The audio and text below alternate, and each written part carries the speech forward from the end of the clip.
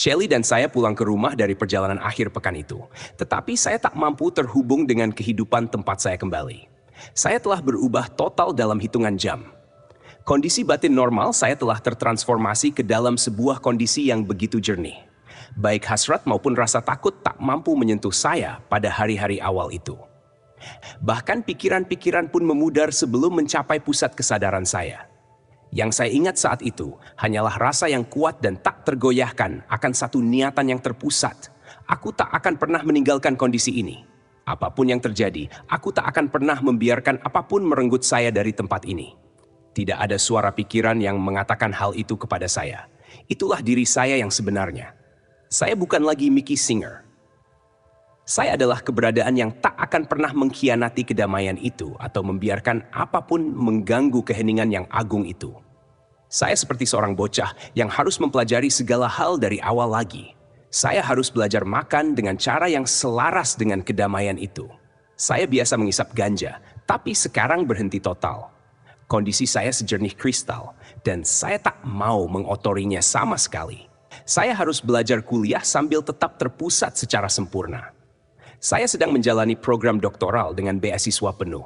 Saya harus belajar menggunakan pikiran intelektual saya tanpa mengganggu kedamaian yang sekarang saya cintai lebih dari kehidupan itu sendiri.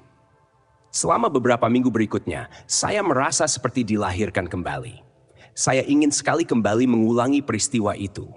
Dalam faktanya, setiap kali saya duduk untuk bermeditasi, saya ditarik kembali ke sebuah kondisi yang luhur.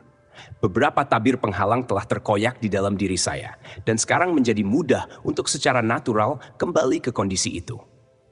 Saya mulai bangun jam 3 pagi untuk bisa melakukan meditasi panjang. Sepanjang hari, saya akan duduk kapanpun dan dimanapun saya punya kesempatan. Hanya sebagian kecil dari hidup saya yang berhubungan dengan eksistensi luaran saya. Yang benar-benar ingin saya lakukan adalah belajar untuk tetap berada jauh di dalam diri saya, sementara kehidupan luaran berlalu di depan saya, yang membuat saya tetap berada dalam kedamaian. Tetapi, saya tidak bisa terus mempertahankan kondisi batin saya ini untuk waktu lama. Setelah 2 hingga 3 minggu, kedamaian batin yang tak tergoyahkan itu mulai retak. Retakan ini memungkinkan suara pikiran masuk kembali ke ruang keheningan saya. Saya berjuang untuk kembali ke keheningan itu. Berjuang mati-matian. Tetapi perjuangan itu sendiri tidak selaras dengan ketenangan mutlak. Tak ada yang bisa saya lakukan. Saya hanya bisa duduk di sini tanpa daya menyaksikan negeri melampaui impian saya digantikan oleh kondisi batin yang bising. Tak pernah terpikir oleh saya bahwa saya bisa mencoba meninggalkan eksistensi luaran saya demi mempertahankan ketenangan batin itu. Upaya itu terjadi beberapa saat kemudian. Meskipun kedamaian batin saya mulai memudar, saya tak pernah sepenuhnya kembali ke kondisi normal. Bahkan ketika pikiran dan emosi mulai bangkit kembali, saya jauh lebih tidak terikat pada pikiran dan emosi tersebut dibanding sebelumnya. Ada juga perubahan besar lainnya. Saya sekarang mengalami aliran konstan energi yang naik dalam diri saya hingga ke titik di antara 2 alis saya. Aliran itu membentuk sebuah pusaran tekanan yang menarik perhatian saya pada titik itu. Misalnya, jika sedang melihat sesuatu, saya merasa seperti memusatkan pandangan melalui kening, bukan mata.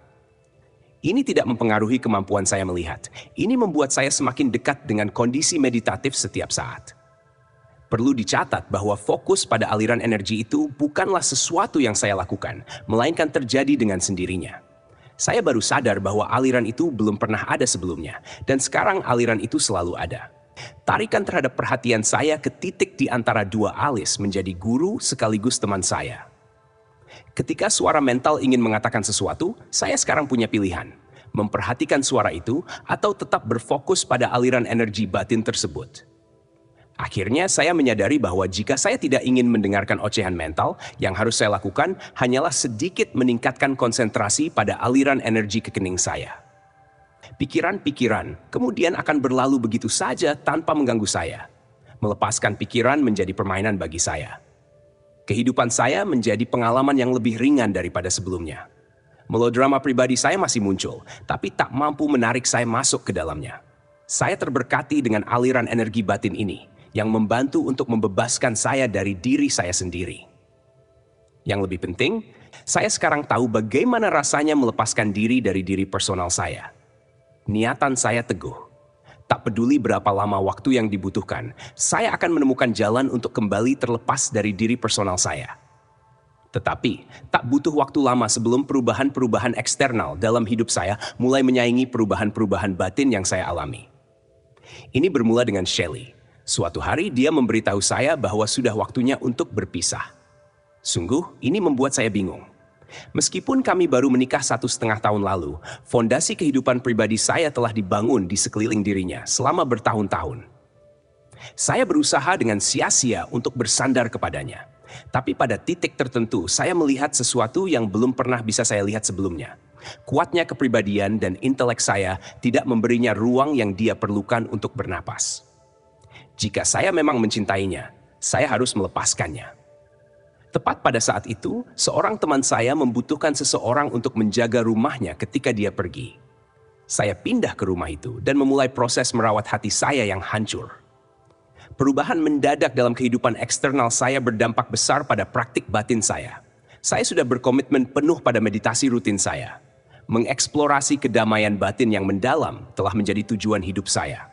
Sekarang, saya mempunyai sumber inspirasi lain yang sangat kuat. Saya sedang mengamati seorang manusia yang berada dalam kesakitan yang nyaris tak tertahankan. Jantung saya mengalami rasa sakit sepanjang waktu, dan pikiran saya benar-benar hancur. Ini seolah-olah fondasi dari konsep diri saya telah terhapus, dan diri personal saya terjun bebas. Saya tak tahu bagaimana mengembalikannya lagi, dan saya bahkan tak mau melakukannya. Jika saya berkonsentrasi sangat dalam selama meditasi, semua kekacauan sirna. Ada keheningan dan kedamaian. Keheningannya tak sedalam sebelumnya, tapi tetap mampu memberi saya tempat untuk beristirahat. Selesai meditasi, saya kembali mengalami kekacauan dan rasa sakit. Sehingga pengalaman saya sehari-hari sekarang adalah surga atau neraka. Tidak ada lagi yang eksis di antara keduanya. Cara hidup saya yang normal telah lenyap. Dalam sekejap, siapa diri saya yang dulu sudah tiada lagi. Saya semakin sering memilih untuk bermeditasi. Meditasi bukan sekadar cara untuk melepaskan diri dari rasa sakit, melainkan juga memberikan makna pada hidup saya. Saya berkomitmen untuk melampaui diri personal saya secara permanen, dan perubahan-perubahan dalam hidup membantu saya menyingkirkan seluruh bagian dari keberadaan saya yang menghambat langkah saya. Kepribadian yang mengekspresikan dirinya melalui suara mental itu tak lagi yakin pada dirinya sendiri. Dalam faktanya, ia tak tahu lagi kemana hendak melangkah. Perubahan-perubahan eksternal ini telah melemahkannya. Kepribadian itu mengira dirinya mengetahui semuanya, dan ia salah. Pastinya lebih mudah bagi saya untuk melepaskannya ketika kepribadian itu sudah hancur berkeping-keping. Sepanjang tahap pertumbuhan ini, saya mengamati dengan cermat ketika konsep diri berusaha mendefinisikan ulang dirinya sendiri. Alih-alih seorang lelaki beristri dengan jalur karier yang jelas, pikiran-pikiran saya mulai membayangkan diri saya sebagai seorang meditator yang tengah mencari sebuah kebenaran yang lebih dalam. Tetapi bahkan di masa-masa awal itu, saya tak ingin mendapatkan kembali kekuatan yang didasarkan pada konsep mental lain tentang diri saya. Setiap kali melihat pikiran-pikiran menyatu untuk menciptakan sebuah aku yang baru, saya segera menarik diri darinya. Ini sangat menyakitkan. Tapi saya rela melepaskan semuanya jika itu membebaskan diri saya untuk mengeksplorasi kedamaian lebih jauh. Teman saya kembali ke rumahnya, dan itu berarti saya harus keluar. Saya tak peduli di mana saya tinggal, saya hanya perlu sendirian. Hidup saya cukup sederhana. Saya bermeditasi, melakukan yoga, dan secara berkala pergi kuliah. Saya tak punya barang-barang apapun selain buku-buku kuliah, beberapa lembar pakaian, dan fan VW saya. Saya biasa melakukan perjalanan jauh di pedesaan sekitar Gainesville. Saya pernah menemukan sebuah spot yang indah di hutan dekat kota tetangga, di mana terdapat sebuah kedukan kapur kecil yang terbengkalai. Kedukan itu berisi air biru jernih dan dikelilingi oleh pohon ek dan pinus yang luas. Saya berkendara ke sana, dan di sanalah saya tinggal. Saya semakin menjadi seperti seorang pertapa. Bukan berarti saya melarikan diri dari sesuatu. Saya justru melarikan diri ke dalam diri saya sendiri. Intensi saya sangat jelas setiap saat. Saya ingin kembali menyelam jauh ke dalam diri. Masalah saya adalah, saya tak tahu apa yang harus dilakukan dengan diri personal saya, alias si Mickey ini. Eksistensinya menghalangi saya dari tujuan yang saya inginkan. Jika saya tidak menanganinya, fokus perhatian saya akan terus tertuju pada melodrama pribadinya. Itu jelas merupakan kebalikan dari tujuan yang ingin saya capai. Mickey telah keluar dan turun, sementara saya ingin masuk dan naik.